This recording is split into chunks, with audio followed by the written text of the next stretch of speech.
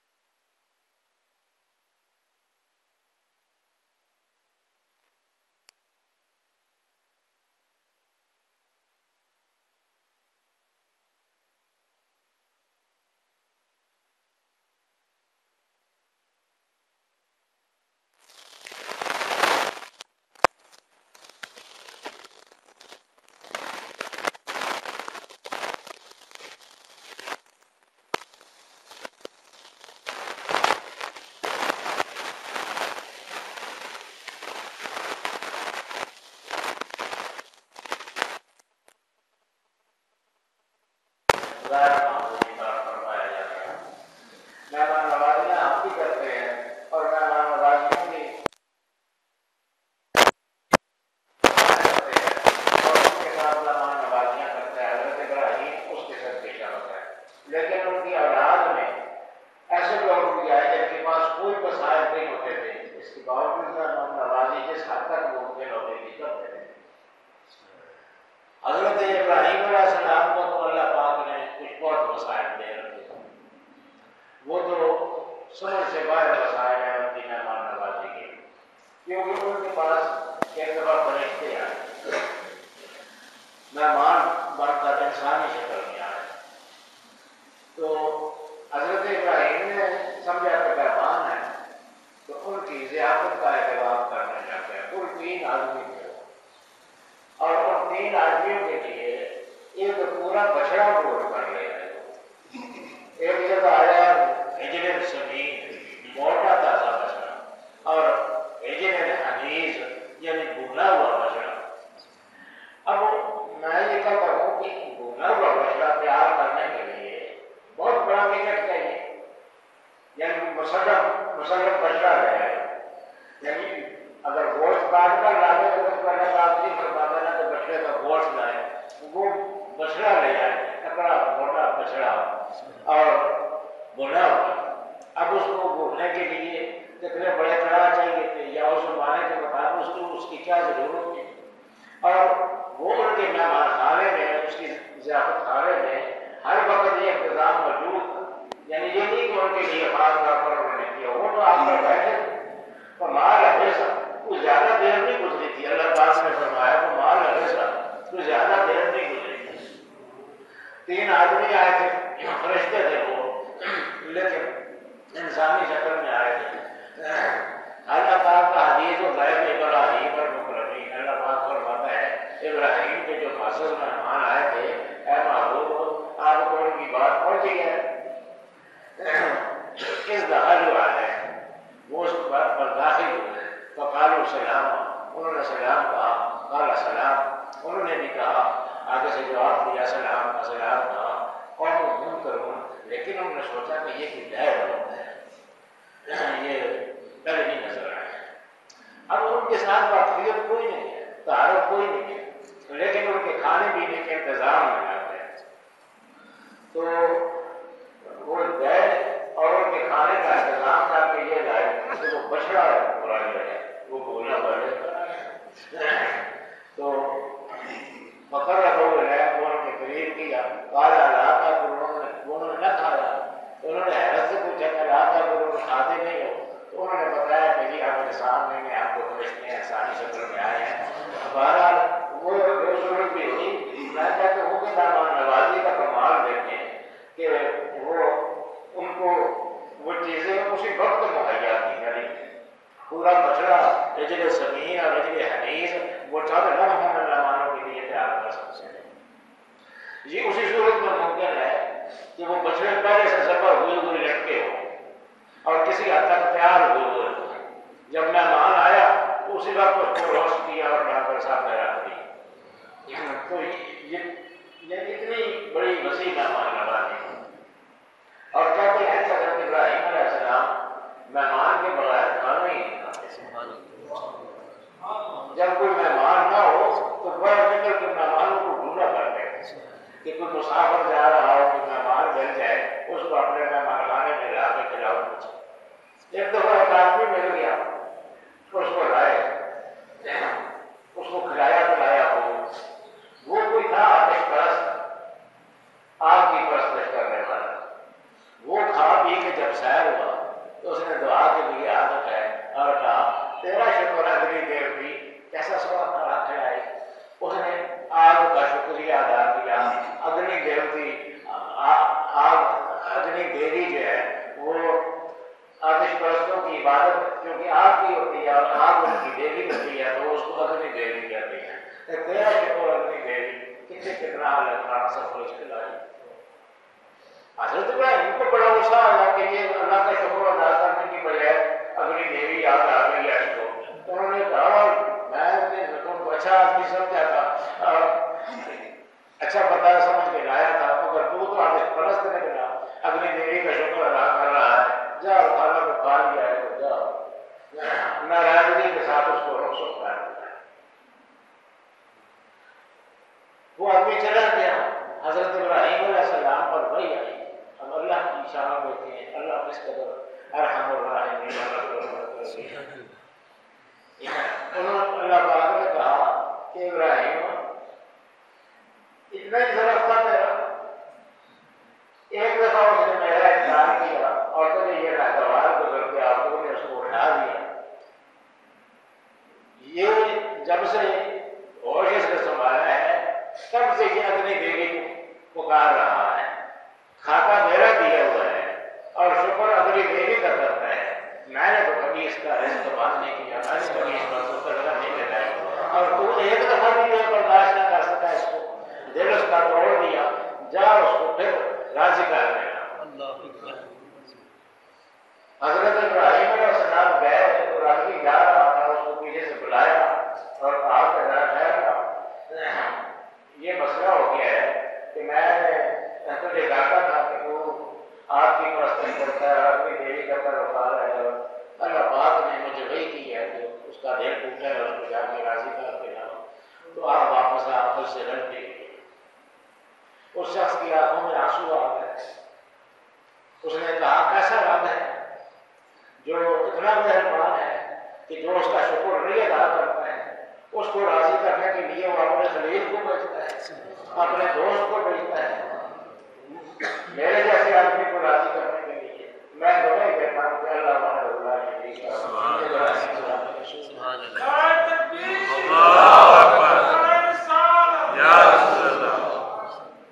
تو یہ ان کے خاندان میں حضرت ابراہیم علیہ السلام سے سلسلہ چلا زیادہ،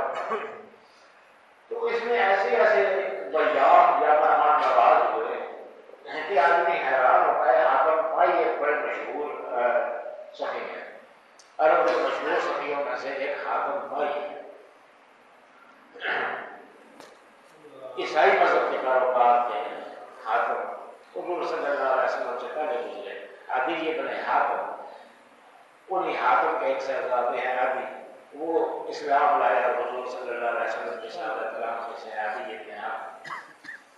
تو حاتم جو ہے وہ بھائی یعنی قبیلہ بنی قیس سے تعلق رکھتے ہیں، بہت زیادہ ثقافتی ان کی ثقافتوں کے عجیب و غریب داستانیں مشہور ہوئی۔ ان سے کسی نے پوچھا کہ یہ آپ نے اپنے سے زیادہ سخی بھی نہیں دیکھا؟ انہوں نے کہا ہاں ایک دفعہ ایسا موقع پیش آیا تو مجھے اپنے سے زیادہ سخی دیکھا میں نے، اور میں اپنا خیال ہوں۔ ایک دفعہ میں صحرا میں تھا، بھٹک گیا میں راستہ نہیں مل رہا تھا، آخر دور مجھے ایک خیمہ لگا ہوا نظر آیا۔ اس خیمے میں میں گیا تو وہاں دو بندے تھے، ایک بدو تھا ایک دیہاتی تھا، ایک اس کی بیوی تھا، دو تین بکریاں باندھی ہوئی تھیں، اور ان کے پاس میں گیا، میں نے کہا مسافر راستہ بدل کیا اور تھک گیا پھر تو ہمارے پاس مجھے کچھ کھانے کو مل سکتا ہے اور تھوڑے آرام کے؟ انہوں نے کہا ہاں جی آلن بسان آئے آرام کریں، کھانے کا بھی انتظام ہو جائے۔ میں چلا گیا اندر، مجھے اس نے اپنے خیمے میں بٹھا دیا۔ تھوڑی دیر بعد وہ میرے لیے تھوڑا سا گوشت لے آیا، تو اس نے کہا کہ میں آپ سے کھانے کا انتظام کرتا ہوں، ابھی آپ راستے میں تھکے ہوئے آئے ہیں تو تھوڑا سا آرام کر لیا اور ذرا یہ سہارے کے لیے تھوڑا سا یہ گوشت، وہ تھوڑا سا گوشت چند بوٹیاں تھیں وہ میں نے کھا، ان بوٹیوں میں ایک بوٹی گردے کی تھی، وہ جو لائے تھے تھوڑا سا گوشت، اس میں کہ ایک بوٹی گردے کی تھی۔ مجھے گردہ پسند ہے، کبھی طور پر گردہ مجھے زیادہ اچھا لگتا ہے، کچھ لوگوں کو کچھ چیزیں زیادہ پسند ہوتی ہیں، مجھے کیونکہ گردہ پسند ہے اس لیے وہ میں نے سب سے پہلے وہی بوٹی اٹھائی گردے، پھر جو باقی تھا وہ بھی کھایا۔ وہ چلا گیا اور کہتے تھے ٹھیک ہے آپ تھوڑا آرام کریں، اتنی دیر میں آپ کا کھانا کھا سکتا۔ میں سو گیا، تھکا ہوا تھا، سو گیا، پھر اٹھا تو کھانا کیا اور وہ بڑی ہوئی پلیٹ یا بڑی ہوئی ڈش لے کر آیا، بڑی ہوئی گوشت کی۔ میں یہ دیکھ کر حیران رہ گیا، اس میں سارے گردے ہی پڑے ہوئے، سارے گردے۔ میں حیران ہوا، میں نے کہا اتنے گردے کہاں سے مہیا کر رہی ہے؟ اس نے کہا جی وہ میں پہلے جو تھوڑا سا گوشت لایا تھا اس میں ایک بوٹی گردے کی تھی، تو آپ نے وہ ذوق سے کھائی تھی، میں نے سمجھا کہ آپ کو گردہ پسند ہے، تو میری طبیعت نے گوارا نہ کیا کہ میرا مہمان میرے پاس آئے اور وہ اس کی پسندیدہ چیز اس کو کوئی اثر نہ، تو وہ میری جتنی بھی بکریاں تھیں وہ ساری ذبح کر دی ہیں اور ان کی گردے باقی آپ کے لیے آتم کھائی کا پیاسا حیران رہ گیا۔ میں تو لوگوں کو دیکھتا ہوں کہ میرے وسائل بہت ہیں لیکن اس کے پاس کچھ بھی نہیں تھا، اور وہی بکریاں تھی، وہی اس کا ذریعہ معاش تھا، انہیں کا دودھ پیتے تھے، انہیں کا روزہ گزارا، وہ ساری کی ساری اللہ کے نظر آ کے مار اس لیے کہ مجھے میری پسندیدہ چیز کھلا سکے، تو وہ جو ہے مجھ سے بدل گیا آواز زیادہ سخی ہے۔ تو اس طرح کے سخی لوگ عربوں میں ہوئے ہیں، صحابہ السخی حبیب اللہ حضور صلی اللہ علیہ وسلم نے فرمایا کہ سخی بدل ہے یہ اللہ کا دوست ہوتا ہے، اور بخیل جو ہے یہ اللہ پاک سے دور ہوتا ہے، سخی اللہ کا حبیب ہوتا ہے۔ تو پھر صحابت کے وہی جیسے کہتے ہیں کہ درجات ہیں کہ آدمی کے پاس کچھ نہ ہو اور آدمی کے ارادے میں ہو، یہ بڑی صحابت ہے۔ تو میرے کہنے کا مقصد یہ ہے کہ عربوں میں یہ پہلے سے یہ بات چلی جاتی ہے، ان کے نزدیک مہمان نوازی یہ بڑی مسلط ہے، اور وہ کوئی بھی ضرورت ہو خود کھانا ملے نہ ملے، مہمان کی تعظیم، مہمان کو اچھا کھلانا یہ ان کی روایات کا حصہ ہے۔ اس معاشرے میں حضور صلی اللہ علیہ وسلم تشریف لائے، تو حضور صلی اللہ علیہ وسلم جو ہیں انہوں نے جتنی بھی اچھی صفات پہلے سے چلی آتی تھی ان کو مزید ترقی دی، جو غلط چیزیں تھیں ان کو مٹا دیا، جو اچھی سے بات پہلے سے چلی آتی تھی، شجاعت ہے، بہادری ہے، ان کو مزید ترقی دی انہوں نے، اور جو اچھی سے بات جو چلی آتی تھی ان میں ایک مہمان نوازی بھی ہے، اس کو بھی حضور صلی اللہ علیہ وسلم نے مزید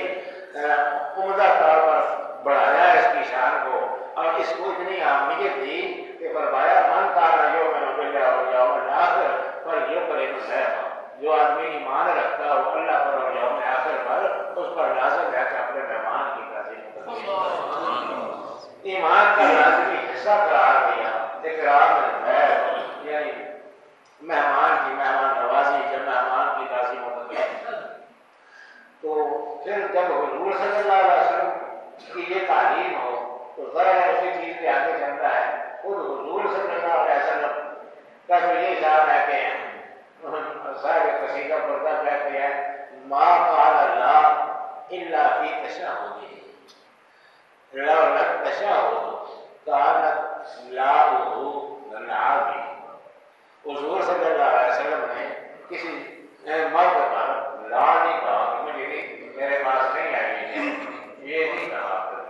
اللہ کی تشہد ہی، ہاں جب اللہ کی توحید بھی یاد کرتے تھے تو اس وقت تو لا کہتے تھے اشہد ان لا الہ الا اللہ لا الہ الا اللہ، اس وقت تو لا کہنا پڑتا تھا کہ توحید مکمل ہی نہیں ہوتی ہے بغیر لا کے، لیکن اس کے علاوہ کبھی آپ نے لا استعمال نہیں کیا، ما قال لا،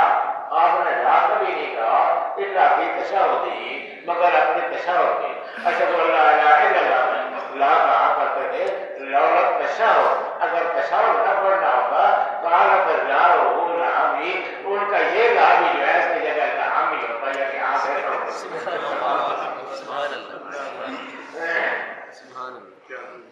تو حضور صلی اللہ علیہ وسلم کی مہمان نوازی جو ہے وہ غیر معمولی ہے کہ تیرے گھر سے ساتھ میں نہیں آتے، نہیں آگے سے جواب نہیں کبھی آیا نہیں، حضور صلی اللہ علیہ وسلم کی مہمان نوازیاں ایسی تھیں، اور حضور صلی اللہ علیہ وسلم اب آپ کو کن لوگوں میں شمار کریں، ایک یہ صورت ہوتی ہے جس طرح میں نے عرض کی ہے کہ اپنے پاس کچھ نہیں ہوتا ہے تو وہ پھر بھی کھلا دیتا ہے، یہ بات بھی حضور صلی اللہ علیہ وسلم میں پائی جاتی ہے، اور دوسری یہ ہے کہ سب کچھ ہوتا ہے تب کھلا دیتا ہے، یہ بات بھی حضور صلی اللہ علیہ وسلم میں پائی جاتی ہے، دونوں باتیں بھیا کو مقدار کی پر موجود ہیں، کچھ نہیں ہوتا ہے بظاہر کچھ نہیں ہوتا ہے، اور سب کچھ ہوتا ہے کہ دو جہاں کے خزانوں کے مالک ہیں، اس طرح سے کھلائے تب ان کی مرضی، اس طرح سے کھلائے تب ان کی مرضی۔ مہمان آیا کرتے تھے کثرت سے، ظاہر ہے کہ آپ پیغمبر تھے، لوگ دین سیکھنے کے لیے سارے آتے تھے، حضور صلی اللہ علیہ وسلم کے مہمان ہوتے تھے، اب حضور صلی اللہ علیہ وسلم کی بھی ظاہری وسائل اتنے نہیں ہوتے تھے کہ وہ سب کو کھلائے، چندہ چندہ کوئی نہیں کرتے تھے آپ، اور بھی کوئی ذریعہ نہیں تھا، تو حضور صلی اللہ علیہ وسلم صحابہ کرام کو کہا کرتے تھے کہ یہ مہمان آئے ہیں، ان میں سے جس کی گنجائش ہو وہ ایک ایک مہمان صاحب لے، تو صحابہ کرام بڑی خوشی سے لے جاتے تھے، اور اس میں بھی وہی صحابہ کرام حضور صلی اللہ علیہ وسلم کے جو ساتھی تھے ان کی بھی وہی صورت حال تھی کہ کچھ نہیں ہوتا تھا، پھر بھی وہ مہمان نوازی کرتے تھے۔ ایک مہمان کو ایک صحابی گیا، اپنی بیوی کو کہا کہ حضور صلی اللہ علیہ وسلم کے مہمان ہیں، ہمارے بھی مہمان ہیں، میں ان کو لے آیا ہوں، کھانے کے لیے کچھ ہے؟ کہنے لگی کچھ نہیں ہے، تھوڑا بہت کھانے کو کچھ ہے، وہ بچوں کے لیے ہے، چھوٹے بچے ہیں بھوکے ہیں، ان کے لیے کچھ چیز تیار کی ہے، میں بچیاں چھوڑ رہا، بچیاں ویسے سلا دے، کوئی لال شاد کر کے ان کو تبک کر سلا دے، مہمان کو کھلاتے ہیں، بچوں نے نہ کھایا ہوتا ہے، ہم نے نہ کھایا ہوتا ہے، مہمان کا خیال کرنا ہے، اور پھر ہم نے بھی نہیں کھانا ہے، ہم نے وہاں جو ہے مہمان کے ساتھ بیٹھ کر کھانا، یہ بھی روایات میں حصہ ہے، ہم تو ساتھ بیٹھ کر کھائیں گے لیکن ہم نے کھانا نہیں ہے، وہ اس طرح کرنا کہ چراغ جل رہا ہوگا تو جب وہ کھانے کا کام شروع ہوگا تو سب اٹھ کر ویسے ہاتھ شاخ مارتے ہوئے وہ چراغ کو بجھا دینا، گرا دینا، اندھیرا ہو جائے گا، اندھیرے میں ہم بیٹھ جائیں گے، ہاتھ مارتے رہیں گے، چک پچک کرتے رہیں گے، وہ یہی سمجھیں گے کہ یہ بھی کھا رہے ہیں تو وہ سیر ہو کر کھا رہے ہیں۔ کیا تدبیر ہے اور کیا مہمان کی مہمان نوازی کے لیے اپنے بچوں کی پرواہ نہیں ہے، اپنی جان کی پرواہ نہیں ہے، اپنی بیوی کی پرواہ نہیں ہے۔ وہ مہمان کے ساتھ باہر جو انہوں نے بیوی کے ساتھ طے کیا ہے ویسے ہی ہوا،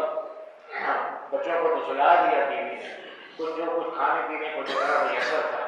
وہ مہمان کے سامنے رکھا، خود بھی ساتھ بیٹھ گئے دسترخوان پر، اور پھر بیوی کسی باہر سے اٹھی اور وہ جاتے ہوئے ٹکرائی اس کے ساتھ،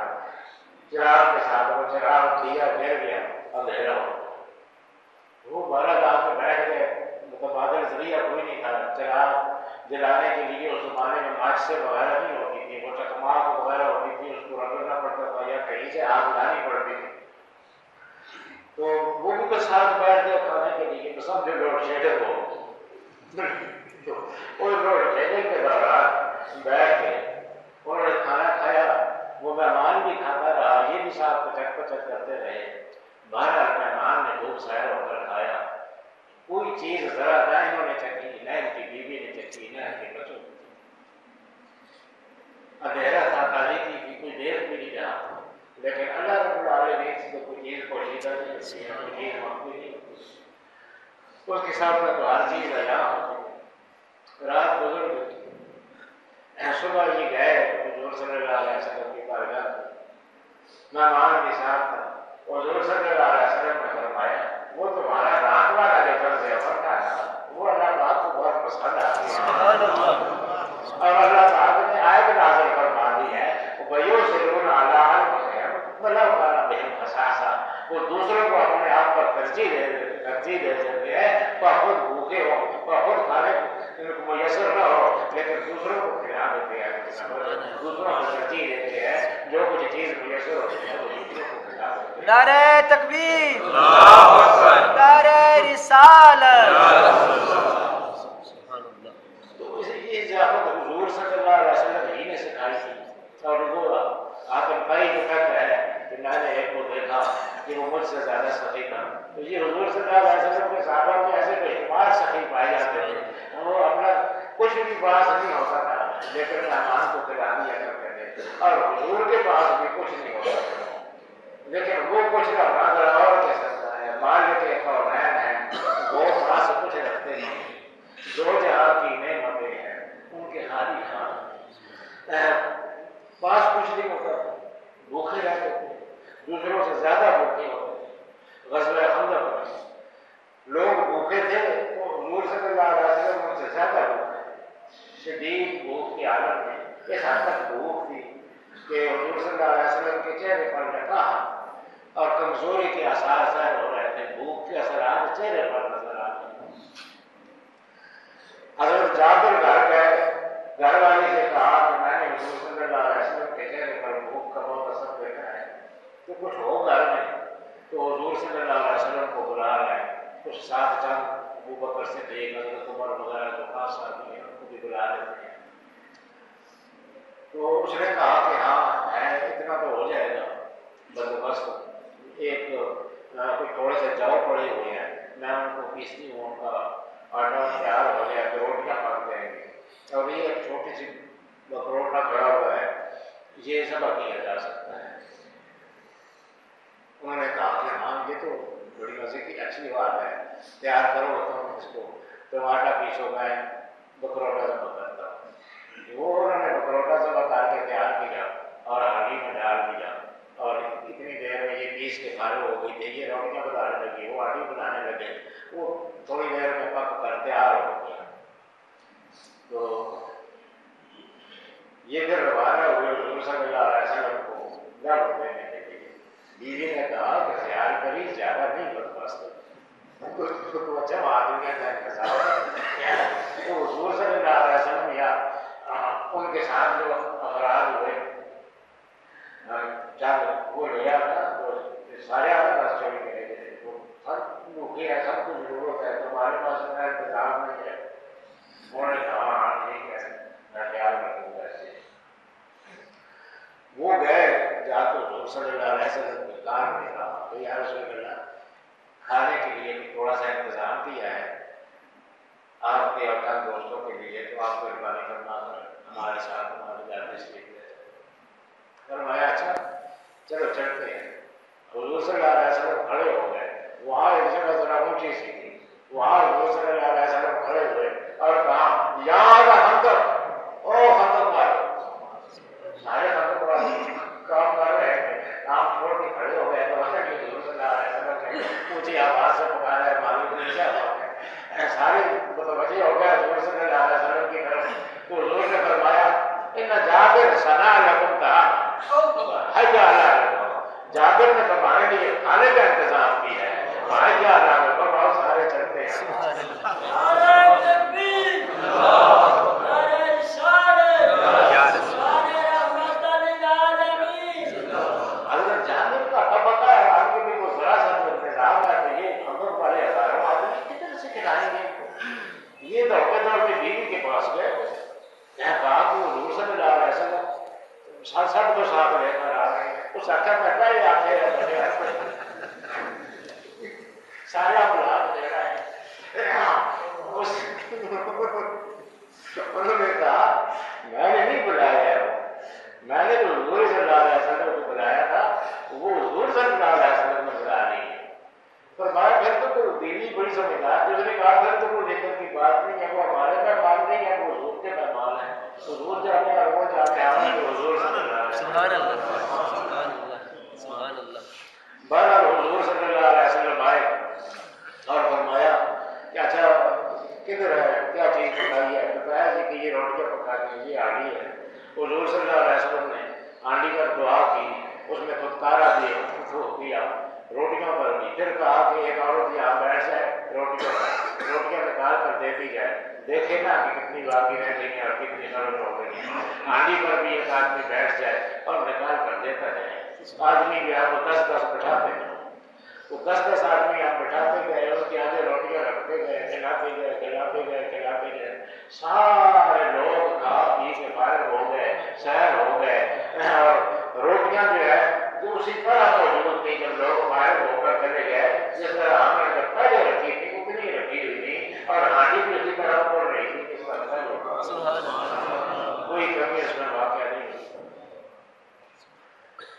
تو میں یہ کہتا ہوں کہ حضور صلی اللہ علیہ وسلم نے تو حضرت جابر کا مان بڑھانے کے لیے حضرت جابر کی دعوت قرار دیا تھا کہ حضرت جابر نے کھانا تمہارے لیے تیار کیا ہے، ورنہ جابر نے جو کھانا تیار کیا تھا وہ دور نہیں رکھا ہوا،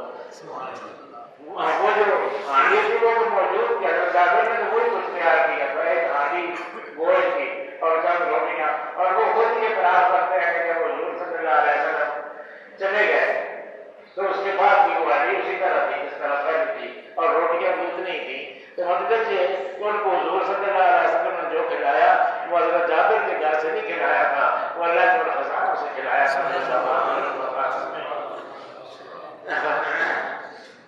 کل جہاں مل اور جو کی روٹی غذا اس شکم کی کناج میں کل جہاں مل اب نین آخرین ان کے ملک، اس کے باوجود اپنی حالت یہ تھی کہ جو کی روٹی غذا وہ بھی کبھی ملتی تھی کبھی نہیں ملتی تھی، وہ شکم کی کناج میں ناکم سزا، لیکن کبھی سخاوت کا موڈ ہو جائے تو اس طرح بھی کر دیتے تھے، مہمان نوازی ایسے بھی کر دیتے تھے، وہ چاہے تو ہر وقت ایسی لوگوں کو کھلا سکتے تھے، قوت تو آپ میں تھی، لیکن پھر وہ اللہ کی راہ میں قربانیوں والی داستانیں نہ ہوتی، پھر وہ بیٹھے ساری کو اسی بھوک کے ساتھ اور اسی تکلیف کے عالم میں خندق کھودنے میں اور لڑائیاں کرنے میں اور جنگیں کرنے میں، وہ سارا کچھ بھی ہے کہ وہ عام آدمی پر جو گزرتی ہے اس سے گزر کر خود حضور صلی اللہ علیہ وسلم اور صحابہ کرام نے وہ سارے براہ طے کیے، لیکن آپ کے اختیار میں سب کچھ تھا، اس لیے وہ اعلیٰ حضرت نے بالکل صحیح بات کہی ہے کہ مال کے کون ہے گو پاس کچھ رکھتے ہیں، پاس تو کچھ نہیں ہوتا، بلکہ خود ہی بھوکے ہوتے تھے، پاس کچھ نہیں ہوتا تھا، مالک کے کونین ہیں، لیکن کونین کے مالک ہیں،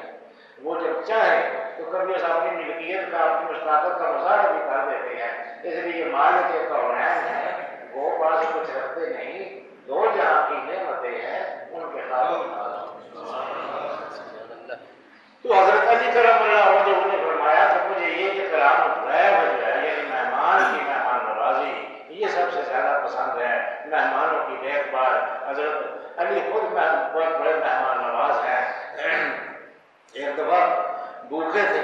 3 دن روزہ رکھا اور 3 ہی دن رات کو جب کھانے کے لیے بیٹھے کوئی مانگنے والا آ گیا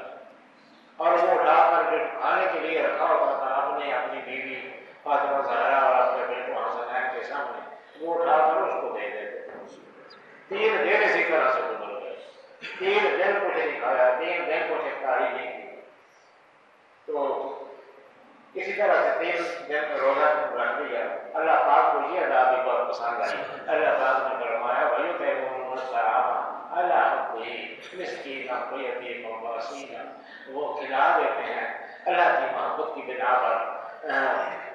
کھانا کھلا دیتے ہیں یتیموں کو۔ کبھی یتیم مانگنے کے لیے آ جاتا ہے، کبھی کوئی قیدی آ جاتا ہے، کبھی کوئی مسکین آ جاتا ہے، ہر صورت میں وہ اپنا کھانا اٹھا کے اس کو دے دیتے ہیں اور ساتھ یہ بھی کہتے ہیں کہ نمان ہوتے وقت وجہ اللہ، ہم اللہ کی رضا کے لیے تمہیں کھلا رہے ہیں، تمہارا کوئی احسان نہیں، عام طور پر کوئی احسان نہیں کر رہے ہیں۔ لا نريد منكم جزاء، ہم اس کا کوئی بدلہ بھی نہیں چاہتے ہیں، ولا نريد منكم شکورا، اور نہ یہ ہم چاہتے ہیں کہ تم ہمارا کوئی شکر ہی ادا کرو، ہم اللہ کے لیے کرتے ہیں۔ تو اس طرح سے